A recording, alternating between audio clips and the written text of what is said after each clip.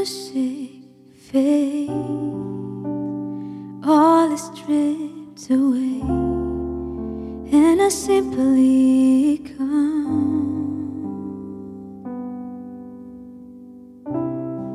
I'm longing just to breathe something that's of worth that will bless your heart. I'll bring you more than a song, for a song in itself is not what you have required. You search much deeper within, through the way things appear. You're looking into my heart. I'm coming back to the heart of worship, when it's all about you. It's all about you, Jesus. I'm sorry, Lord, for the things I've made it. When it's all about you, it's all about you, Jesus. Oh, it's all about you.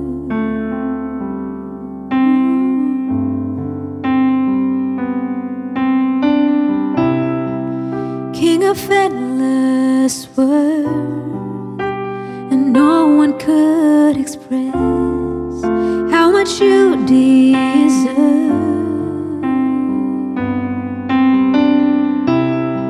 And though I'm weak and poor, and all I have is yours, every single breath, I'll bring you more than a song, for a song in itself, it's not what you have required. Search much deeper within, from the way things appear. You're looking into my heart. I'm coming back to the heart of worship, when it's all about you. It's all about you, Jesus.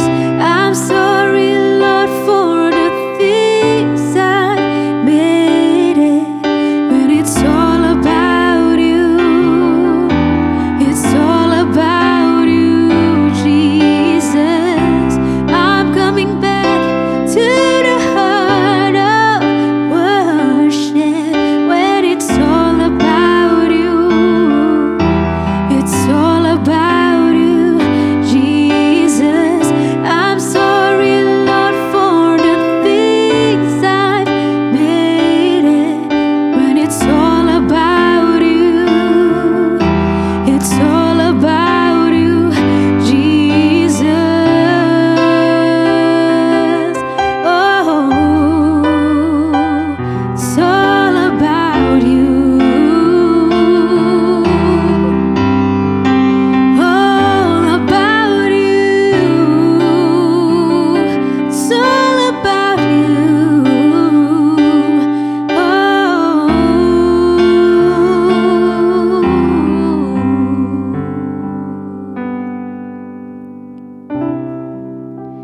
It's all about you.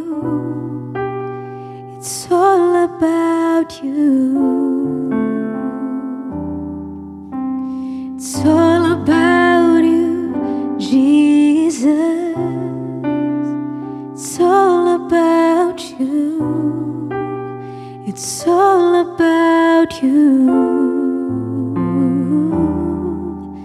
It's all about you, Jesus. It's all about you. It's all about you. It's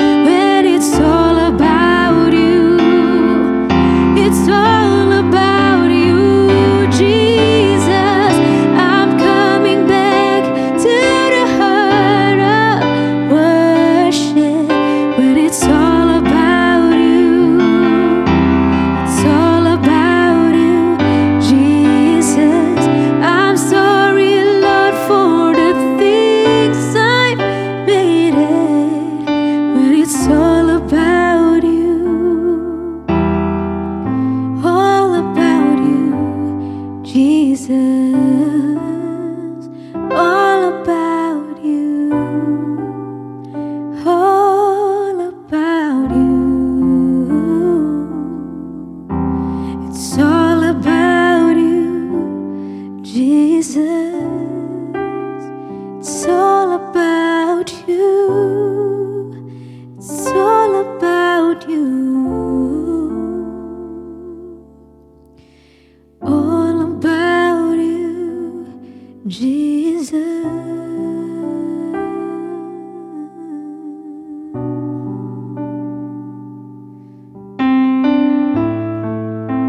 All about you, Lord. So here I am to worship. Here I am to bow down. Here I am to say that you're my God. You're altogether lovely, altogether worthy, altogether wonderful to me. Here I am to worship, here I am to bow down, and here I am to say that you're my God. You're altogether lovely, altogether worthy, altogether wonderful to me. You're altogether wonderful to me. You're altogether wonderful to me.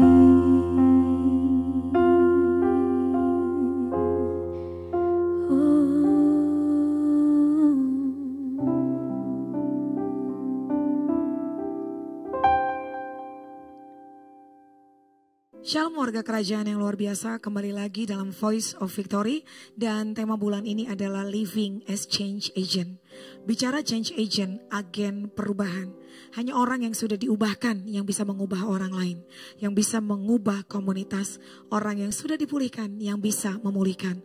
Hari ini temanya adalah dipulihkan untuk memulihkan.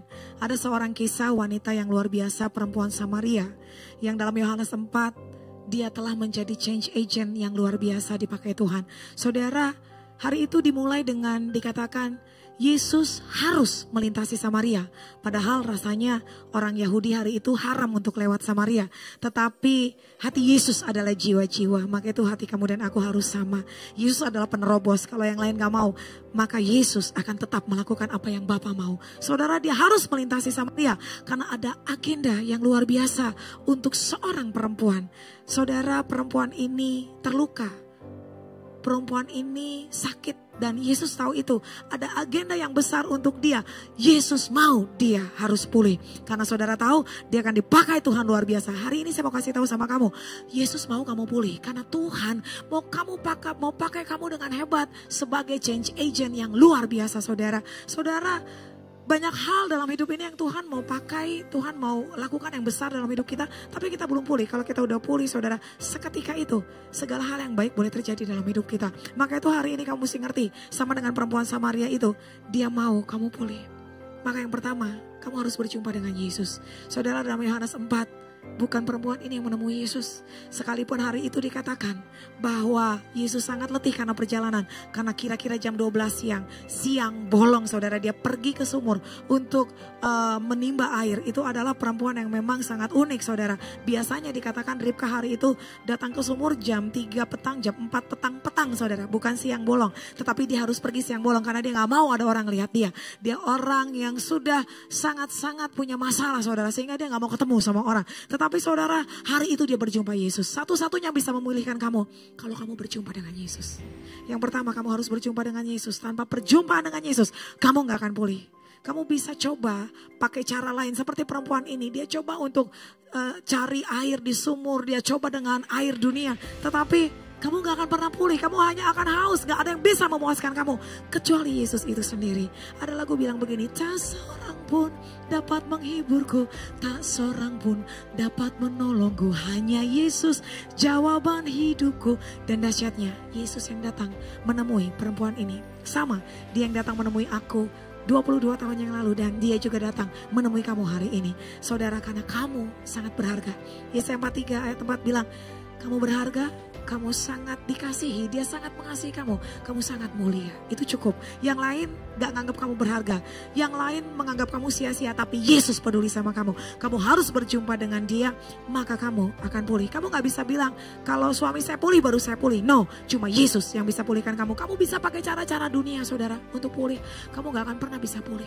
Maka itu banyak dari kita yang tahu cuma Yesus yang bisa sembuhkan, atau sebagian dari kita tahu sekali bahwa hanya Yesus yang bisa memulihkan, tapi kita masih pakai cara-cara dunia, saudara. Mungkin dengan healing, kesana kemari, menghabiskan uang, kita pikir kita akan bahagia, kita akan pulih, kita pesta pora, atau dengan membalas yang jahat dengan jahat, kita pakai cara kita sendiri. Yeremia 17 ayat 5 bilang begini, celakalah orang yang mengandalkan kekuatannya sendiri dan juga kekuatan manusia lain. Yang pakai cara sendiri, Tuhan gak suka.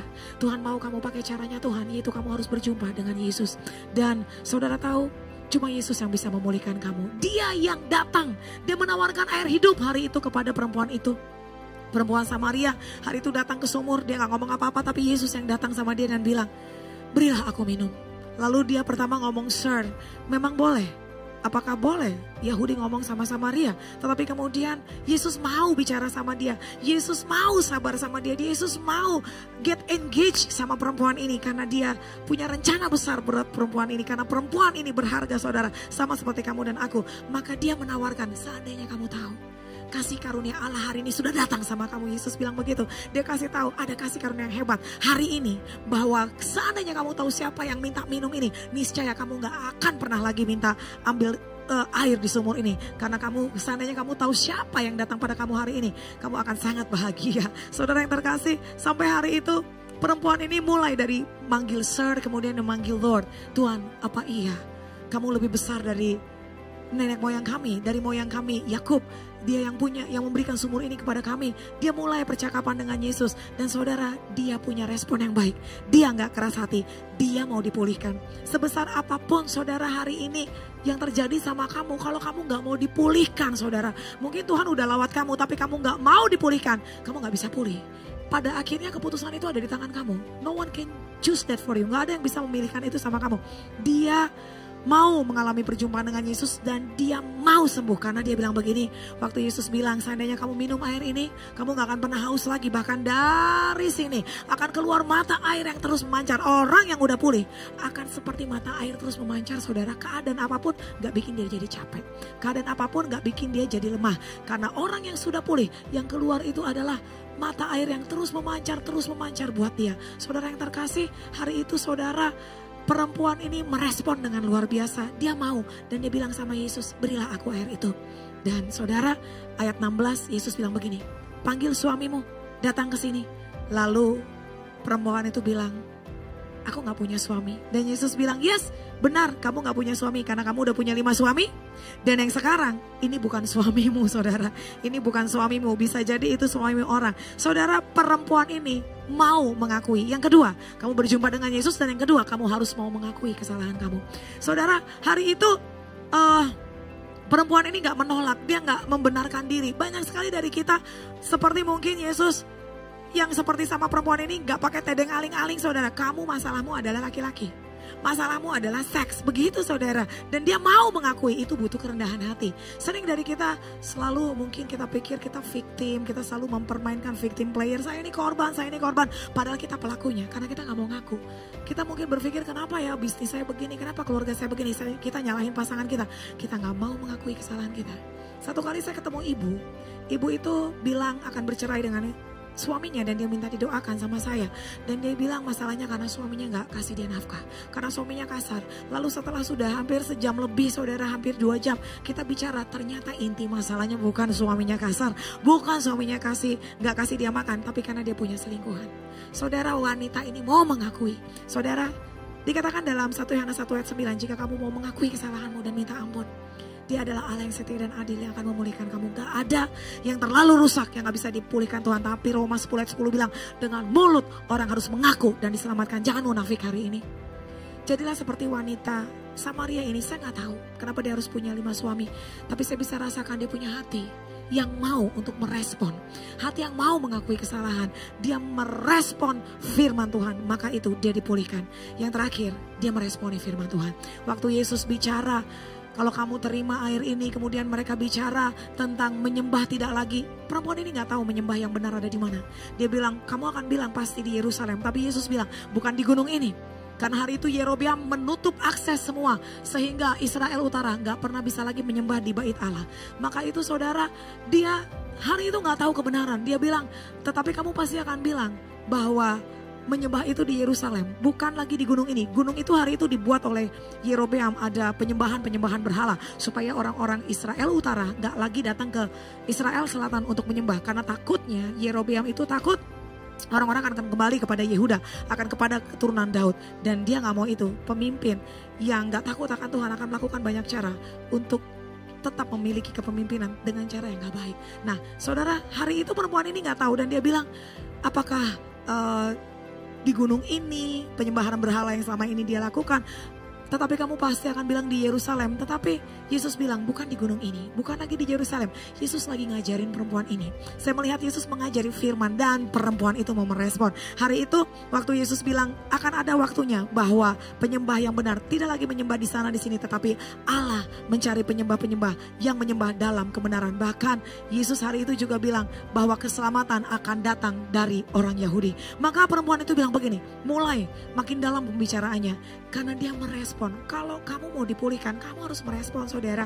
Orang yang merespon firman Tuhan, mendengar dan melakukan, itu yang akan dipulihkan dan akan menjadi change agent. Perempuan itu bilang dalam Yohanes 4 ayat 25, aku tahu Mesias akan datang, yang disebut Kristus. Apabila dia datang, dia akan memberitakan segala sesuatu kepada kami. Dan Yesus bilang, akulah dia yang sedang berkata-kata dengan engkau. Dia bahagia sekali saudara. Orang yang sudah dipulihkan dari dalam hidupnya akan selalu memancar kehidupan. Sehingga dia meninggalkan tempayannya di sana. Dia pergi ke kota dan dia kasih tahu sama setiap orang. Saudara, pada akhirnya orang yang sudah dipulihkan gak boleh berhenti. Perempuan ini gak berhenti di sumur, tetapi dia kasih tahu kepada banyak orang saudara. Hari itu banyak orang di Samaria jadi percaya karena kesaksian dari perempuan ini. Saudara, kapan terakhir kamu kesaksian tentang Yesus?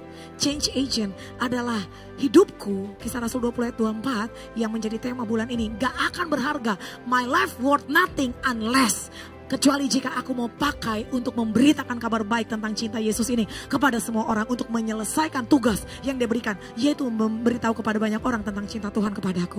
Saudara, aku berdoa hari ini kau seperti aku dan kamu boleh seperti perempuan ini. Dan dia akhirnya dikenal sebagai Saint Potini. Hari itu lewat kesaksian dia, ada banyak orang di Samaria menjadi percaya. Bahkan lebih banyak lagi orang Samaria datang kepada Yesus, dan Yesus harus extend 2 hari karena lebih banyak lagi orang di Samaria percaya. Dan hari ini kita mengenalnya dengan nama Santa Fotini yang telah menjadi penginjil wanita pertama di dunia.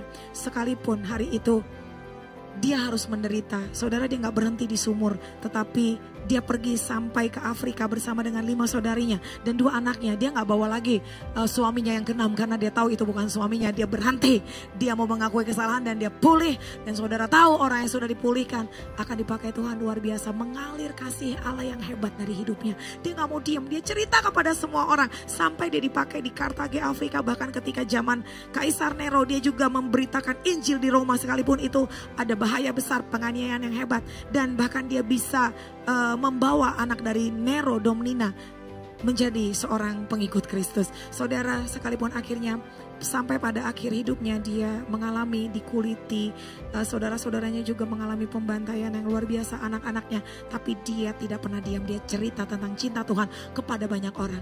Gak berakhir di sumur, bahkan sampai ke ujung bumi, karena dia tahu dia dipulihkan untuk memulihkan. Sampai di usia ke-66 tahun di sumur itu, karena Nero tahu dia ketemu Yesus di sumur, dia cerita, saya ketemu Yesus di sumur. Dia gak pernah diam. Saya percaya orang yang udah dipulihkan, yang cinta sama Tuhan, hidupnya gak pernah diam, mulutnya gak diam. Lewat semua apa yang dia katakan, tindakannya, bahkan status Facebook story, dari Instagram, apapun yang ada dalam hidupnya, menceritakan betapa hebat cinta Yesus dalam hidupnya. Dan akhirnya dia mati umur 66 tahun, dia serahkan jiwanya kepada Tuhan. Sekalipun hari itu dia sering mengalami penganiayaan, sering juga dia mengalami mujizat saudara. Dia tidak mati juga, dan bahkan dia baik-baik saja. Tapi hari itu dia mati umur 66 tahun. Dan there she was, dia berjumpa kembali dengan kekasihnya di sumur itu. Tapi saya berdoa kita nggak hanya berhenti di sumur, di mana kita dipulihkan Tuhan, tapi kita sampai kepada bangsa-bangsa, kota-kota, dan orang-orang di sekitar kita untuk jadi change agent. Jadilah pulih hari ini, karena hanya dengan ketemu Yesus kamu bisa pulih. Responi dengan mengakui kesalahan, jangan pakai topeng, jangan munafik, Tuhan gak suka orang munafik, dan responi firman Tuhan dengan mau melakukannya. Amin. Terima kasih Tuhan, aku berdoa setiap kami hari ini boleh mengalami pemulihan dari Tuhan. Dan pemulihan itu boleh terus membuat kami mengalirkan air-air hidup dari kehidupan kami. Sehingga apapun keadaan kami gak pernah capek untuk melayani Tuhan, mengerjakan panggilan Tuhan, dan mengasihi sesama. Tuhan pakai kami luar biasa. Bahkan Tuhan, orang-orang yang hari ini rasanya sudah terlalu rusak, gak ada yang gak bisa disembuhkan oleh Tuhan.